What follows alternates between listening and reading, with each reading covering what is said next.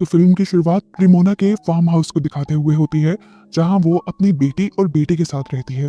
रेमोना इस टाइम एक वीडियो देख रही थी, जिससे हमें पता चलता है कि रेमोना और उसके हस्बैंड ने बहुत प्यार से ही ये फार्म हाउस बनाया था और इसकी एक एक चीज को मैनेज किया था। रेमोना ये वीडियो देखकर दुखी थी क्योंकि उसके हस्बैंड की डेथ हो गई थी एक एक्सीडेंट में, जिस एक्सीडेंट में रेमोना की भी टांगे चली गई थी। इस एक्सीडेंट ने रेमोना को मेंटली भी बिल्कुल तोड़ के रख दिया था, यहाँ तक कि वो अब अपने घर और बच्चों पे भी सही से ध्यान नहीं दे पा रही थी, जिसकी वजह से उसके घर के हालात काफी खराब हो चुके थे। यहाँ तक कि घर का सारा छोटा बड़ा काम टेलर करता था। इसके बावजूद भी रेमोना का बिहेवियर इन लोगों के साथ सख्त रहता था।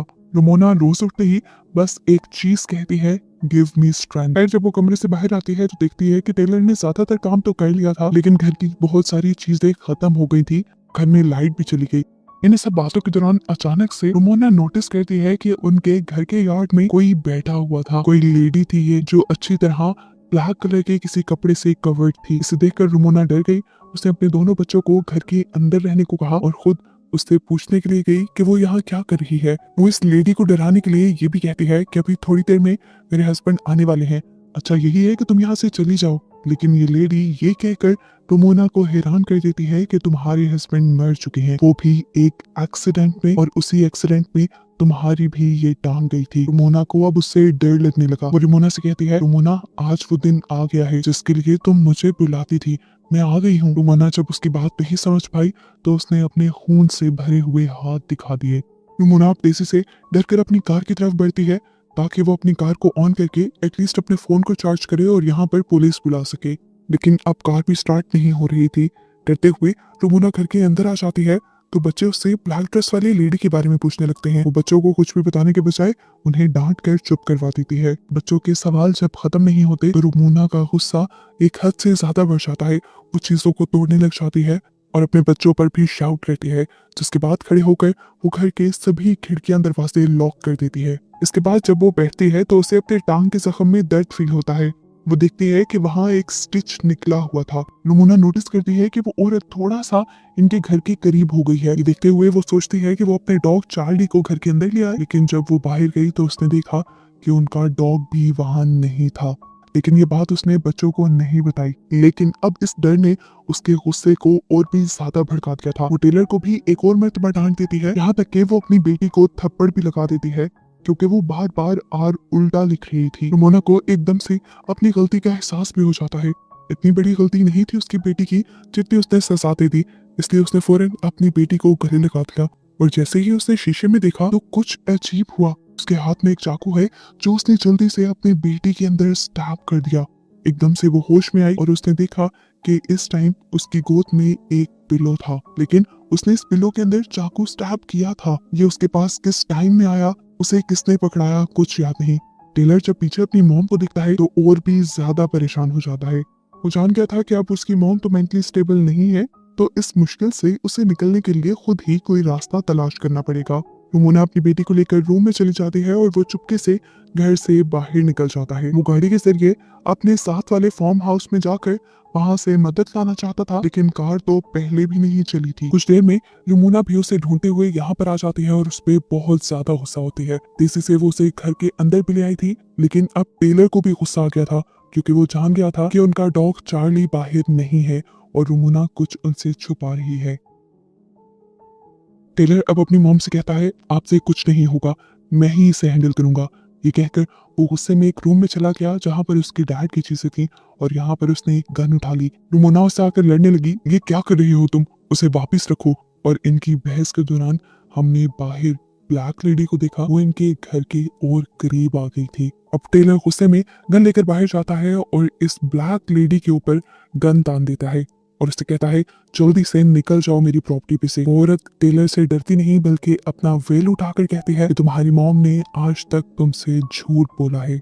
उसने यहाँ पे एक बहुत ही हैरान कर देने वाली हकीकत टेलर को बताई और उससे कहा कि ये बात जाकर अपनी मॉम से पूछो। टेलर गुस्से में भड़का हुआ अंदर आया और उसने रेमोना से पूछा, मेरी डैड की मौत कैसे हुई थी। रेमोना उसके इस अंदाज से डर गई और उसे कहानी सुनाना शुरू की। उस रात की जब वो और डेविड दोनों एक फैंसी रेस्टोरेंट में गए थे, लेकिन यहाँ पर रेमोना खुश नहीं थी।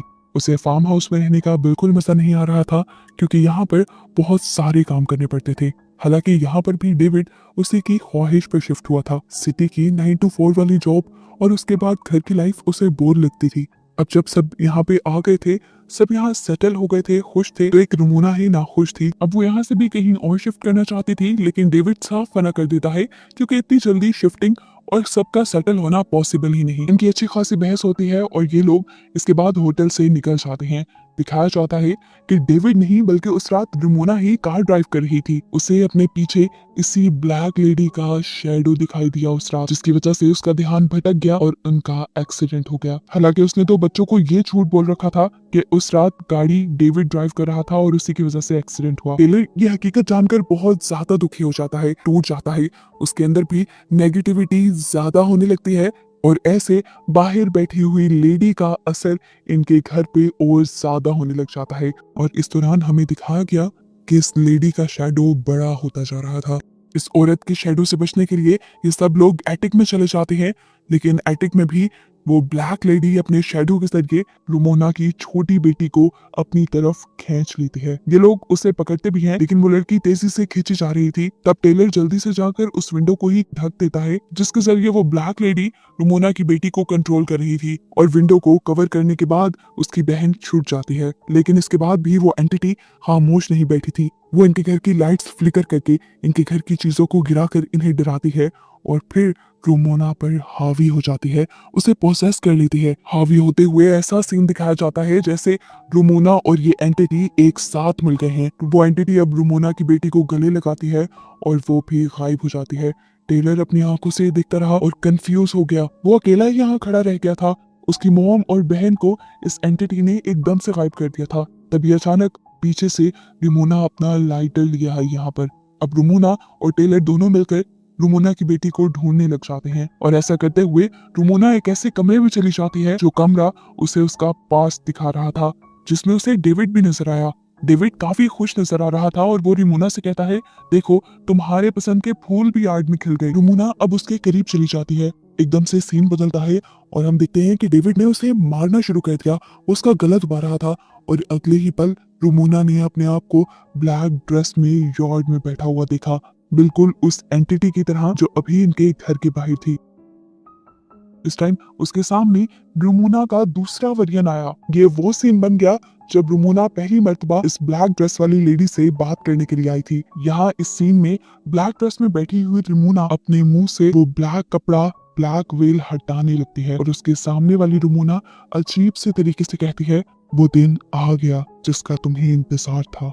सीन अब यहाँ से कट होता है और रुमोना दोबारा अपने आप को एटिक में देखती है, जहाँ उसके दोनों बच्चे मौजूद थे। ये लोग वापस नीचे उतरते हैं तो उसके सामने वो ब्लैक ड्रेस वाली लेडी आ जाती है, जिसे देखकर रुमोना डर जाती है और उसके ऊपर गन तान देती है। तो ये लेडी कहती है, मैं खुद से यहाँ नहीं आई, तुमने मुझे बुलाया है। हर सुबह तुम उठ के कहती थी, गिव मी द स्ट्रेंथ। तुम अपने आप को अपनी जिंदगी को खत्म करने के लिए ताकत मांगती थी और अब मैं तुम्हारे पास आ गई हूँ। यहाँ पर रुमोना अब इस लेडी के साथ अकेली रह जाती है। लेडी अब रुमोना को भड़काती है अपने आप को खत्म करने के लिए। वो उसकी गर्दन के ठीक नीचे बंदूक रख देती है और उसे चलाने को फोर्स करने लग जाती है। और अगले सीन में हम रुमोना को सही सलामत उसी रूम से बाहर निकलता हुआ देखते हैं। बच्चे पूछते हैं कि वो औरत कहाँ गई। रुमोना कहती है कि अब वो औरत यहाँ पर नहीं आएगी, मैंने उसे भगा दिया है और मैंने अपने अंदर इतनी हिम्मत पैदा कर भी ली है कि अगर वो अगली मर्तबा यहाँ आ भी गई तो मैं उससे लड़ पाऊंगी। ये लोग अब दोबारा घर के अंदर जाने के लिए बढ़ जाते हैं और इसी टाइम पे इनके घर की लाइट भी आ जाती है और इनका गुमा हुआ डॉग भी वापस आ जाता है। घर के अंदर जाने पर हमें एक पेंटिंग दिखाई जाती है जो रुमोना ने खुद पेंट की थी और इसी के अंदर वो डार्क लेडी भी थी जिसे हम पूरी मूवी में देखते आए हैं। असल में वो डार्क लेडी रुमोना के डार्क थॉट्स थे, उसकी गलत सोचें थी। उसने अपने अंदर की नेगेटिविटी को इतना बढ़ा लिया था कि उसकी नेगेटिविटी ने एक फिजिकल शक्ल ले ली, एक एंटिटी के रूप में उसकी और उसकी फैमिली के सामने आ गई।